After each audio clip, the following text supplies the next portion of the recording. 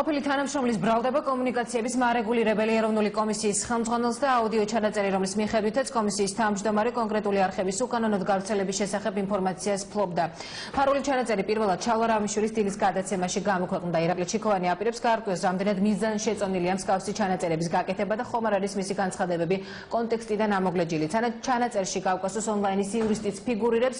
კავკასოს ონლაინის ისევე როგორც ყველა დანარჩენი მხარის პოზიციას სოფო ბერიძის სიუჟეტში გაეცნობით, მანამდე მოკლედ გეტყვით, რომ კავკასოს ონლაინის ვებგვერდზე განთავსებული საუკეთესო პაკეტი 115 არხისგან შედგება. ოფიციალურად კი 46 უცხოურ არხთან არსებული ხელშეკრულება აქვს მას წარმოდგენილი.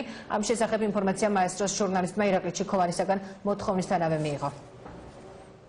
7 თუ 8 თვის წინათ რა ვთქვი, ნამდვილად არ გამიჭირდება ეხა მაგაზე პასუხის გაცემა. ის რაც ირაკლი ჩიქოვანს არ ახსოვს, ზუსტად ახსოვს მაუწყებლობის რეგულირების დეპარტამენტის ყოფილ უფროსს. გიორგი რატიშვილი კომუნიკაციების ეროვნული კომისიის თავმჯდომარის კანონს საწინააღმდეგო ქმედებაზე საუბრობს და ბრალდებას აუდიო ჩანაწერით ამყარებს. სკანდალურ ჩანაწერს ექსკლუზიურად მაესტროს დილის გადაცემაში აქვეყნებს. 11 თვე შოად გავყარებდით რა, ვერაფერს ვერ გავიდა, შანსი არ მაქვს არანაირი. ეხლა მე რო თქვა რომ ეს ხელშეკრულებები მაქვს და არ მოგცემ, ნუ ეხლა ბავშვი მოყოლა, რა უნდა გავაკეთო? რამე უშუალო არ გავა. ამ ჩვენ დაბოძრებებს არ გავა. რაღაცა იქიდან მაინც არ ვიცი, თო რა გავაკეთო, არ ვიცი უბრალოდ. კითხავთ რომ მაგთი ამას თავს არ გაანებობს. კავკასოსი კავკასოსი სიკრეტი გავაჩერეთ, თხოვით, რომ არ გაჩერეთ. სიკრეტი არ შეიძლება გონებოდა არ იცის გონია ლევიობა. просто თხოვეთ, რომ აი ახლა ნუ არ გაჩერდი რა. მაგის ვერ გავაჩერეთ რა. იყო რიგი საეთერო მაუწყებლების, რომელსაც საერთოდ არ ქონდა არანაირი კონტენტი ნაყიდი. და კომისია ამაზე რეაგირებას არასოდეს არ ახდენდა. კომისია არ იყო დამოუკიდებელი და ატარებდა თავიდან ბოლომდე ხელისუფლების კურსს. რატიშვილის მიერ გავრცელებულ აუდიო ჩანაწერში კომუნიკაციების ბაზრის მთავარი რეგულატორი კავკასოს ონლაინის იურისტ გიორგი ჭელიძეს ესაუბრება და კომპანია მაგთიკომის საჩივრის შედეგად წარმოქმნილ პრობლემებზეაფრთხილებს. აუდიო ჩანაწერის გავრცელების შემდეგ კავკასოს ონლაინი მხოლოდ წერილობით განმარტებას აკეთებს.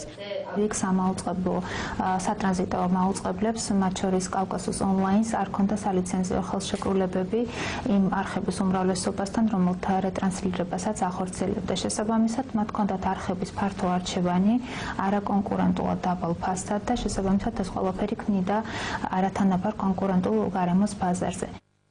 კავკასოს ონლაინი არც ერთ დროსა და ვითარებაში არ ცდილობს თავი არიდოს საქმიანობისას წარმოქმნილი შესაძლო გადაცდომების დროს წარმოშობილ პასუხისმგებლობას და საქმიანობას წარმართავს საქართველოს მოქმედი კანონმდებლობის მოთხოვნათა დაცვით.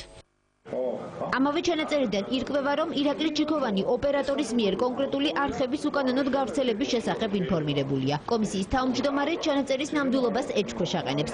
ბრალდების საპასუხო არგუმენტად კი მარეგულირებლის 12 ოქტომბრის გადაწყვეტილება მოჰყავს, რომლის მიხედვითაც კავკასოს ონლაინი უკანონო ქმედების გამო 30,000 ლარით დაჯარიმდა. თუ ვინმეს მე ხელს ვაფხარებდი, ესეც ნათლად ჩანს. არის დარღვევები, არის ამაზე რეაგირება.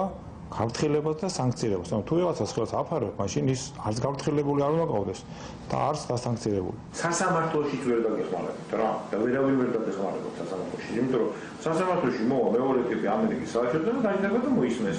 თან თორემ აგიყვანთ რამხელა ჯარიმებს აგიყვანთ, იცი? მამიან რომ მონოგონი იქნება. ლევანთან ალაპარაკებმა გააგლობთ 6 თვის უკან. მოყანული კონტენტით ვერ აქვს კომბიზნესი. დამფუძნებელი ორი არის, ვისაც მე გადავეც, ეს არის ხვიჩა მაგაცარია და ლევან ყარამანიშვილი. ესიც ლევან ყარამანიშვილია, რუსთავი ორის მფლობელი და შარანგიას ცოლის ძმა არის და ეს საერთოდ თელი ჯგუფი, იცით რომ პრეზიდენტთან დაახლოებული ბიზნეს ჯგუფი არის. კავკასოსის დამფუძნებელი ირაკლი ჩიქოვანის პოლიტიკურ ინტერესებზე, იურისტები კი მის დანაშაულებრივ ქმედებაზე საუბრობენ.